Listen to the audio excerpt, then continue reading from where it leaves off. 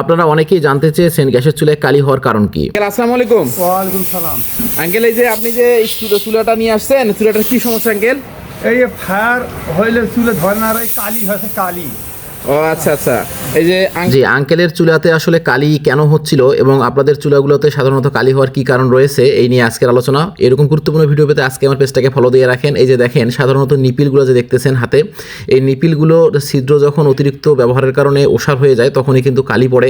এবং আরেকটা সমস্যা, যে বার্নার দেখতেছেন, বার্নারের উপরে যদি ময়লা জমে, ভিতরে যদি ময়লা জমে, সেই ক্ষেত্রেও কিন্তু কালি হয়।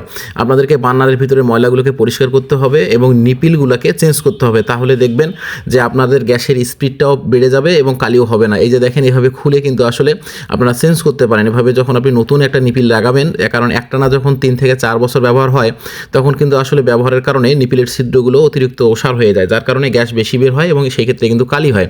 এখন আমরা নতুন নিপিল চেঞ্জ করলাম, তারপরে দেখেন যে আসলে কত সুন্দর জ্বলতেছে, দেখলে বুঝতে পারবেন। তবে অবশ্যই আপনার গ্যাসের চুলার আগুনটি যদি দিনের আলোতে দেখতে না পাওয়া যায় তাহলে বুঝবেন যে আপনার ওই চুলা থেকে কালি হবে না। এই যে দেখেন, আগুনটা দেখা যাচ্ছে না, অবশ্যই এই চুলা থেকে কালি হবে না।